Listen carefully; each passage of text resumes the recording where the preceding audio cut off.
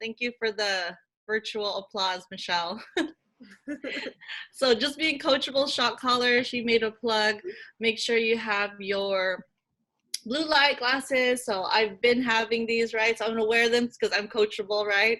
So we're gonna be coachable, and I feel like smarter. I don't know. I feel smarter having them. Okay, so I'm gonna be a professor right now. Well, my topic for this evening, thank you everybody. My topic for this evening is to go over mindset, in regards to our business. So I actually went ahead and titled my talk, Headlines to Conversation Starters, right? So how do we use what's going on in the world as a way to promote our business? So let me go ahead and share my screen here so you guys can see what I'm looking at.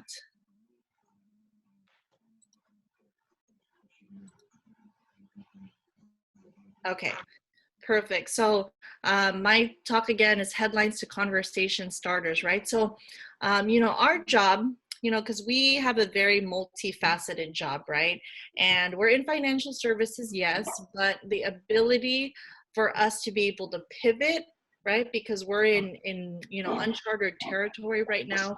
So, if our way of doing business is online, then that's what we got to do, right? So I put on here, we are the content creator in promoting our business, right? Because we all know that Primerica, we're not, on billboards, we're not going to be heard on the radio. So in a time that we're in right now, our job is to go ahead and get that information out there to the masses. And one of the apps I highly recommend, if you haven't already done so, is using the app Canva. And if you're already using it, I'm sure you love it just as much as I do. But the reason why I like it is, instead of just using Facebook or Instagram and just putting your text on there, it actually creates very eye-catching graphics, right? And a lot of the graphics on there, the flyers, the templates, they're free, right? And then you can go ahead and literally just delete the text that's on there on the overlays, and then that's what you can go ahead and post. So when people come across your social media, it just looks so much more eye-catching, right? Another thing you want to do, if you haven't been doing so already, is finding articles that make you think, right? Whether it's like, oh, I never knew that before, or whether it's, I don't know about you guys, but I love fun facts, right? But you want to make sure that those websites are from legitimate websites, right? Like Forbes or Entrepreneur or, a CNN News. But you want to find things that maybe are not so overplayed, right? And it's presented in a way that really gets people thinking outside the box. So it says here, our job, you guys all know this, is to educate families, but there's a way of doing it, right? Our job is to go ahead and create the value, instill the value of what it is that we do, but not to make people feel bad, because we never want people out there to feel like we're rubbing it in, how come they don't have life insurance, or how come they only have life insurance through work, or sucks to be you that you got laid off. Of course, we always want to have compassion, show sensitivity, and there's a way to do that, right? And the quote here says, a brand is what a business does, but reputation is what people remember, right? So I'm going to talk a little bit about our personal branding as far as how we're promoting Primerica. So one of the things that I encourage you to do, again, if you haven't done so, is to check your social media, right? If someone went on your page, right, what kind of vibe would they get? Are they going to see, oh wow, Victor is such a positive person because he always posts things that are funny, or things that get you to think, or things that are very lighthearted? Or are you that person that's posting all the things that we already see already and very negative in nature? You want to make your social media page a place of information, a place of positivity, something that when people stumble upon your page or intentionally go there, that they know they're always going to take away something important, right? And then how are you using your platform, which is your social media? And then these are just some of the things that you guys can incorporate. You guys know there's the classification of essential workers, but really how I look at it, regardless of whatever someone does, everybody's work is essential because we are all interdependent, right? one person's job is not more important than the other. Yes, there are jobs that are, you know, creating more risk for people, but I think everyone's work is essential, right? So during this time of crisis, you want to go ahead and reach out and, you know, thank all the frontliners who are your clients, who are your prospects. Make them feel important, make them feel that someone cares about them, especially in the time that we're in, right? And regardless of what it is that they do, right? We know this, being in Primerica, if they have loved ones, then the fact that they're around and their ability to make income is essential to their family. So we got to educate them that it's important for them to protect that. So other things that you can do is, again, I talked about reach out to your clients. There's so many things, you guys, like if you just like, you know, search perks for essential workers or healthcare workers, right? Of just little things that make such a big difference. Like I know I was talking to Victor the other day, like Hallmark. If you go on their webpage, they're actually doing a 2 million card campaign where they're giving like a 3-pack of cards. And you're probably wondering, well, Coach Glendale, what does cards and something being free have to do with my business? Well, let me tell you. The reason why you want to take advantage of things like this is, one, it's free, and we all love free. But you can use these like handwritten cards, right? And they're really nice designs too.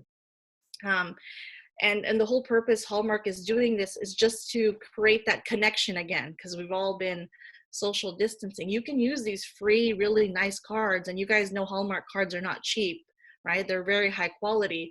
And you can say, you know, dear Mrs. and Mr. and Mrs. Client, dear family, you know, I was just thinking of you. How are you guys? Hope you're healthy and thriving. And then insert your business card, right? Because nowadays people get too much junk mail, and things like that just make someone feel so special during a time like this. So why not take advantage of these things, right? You can also search some of the things that we've been doing, right?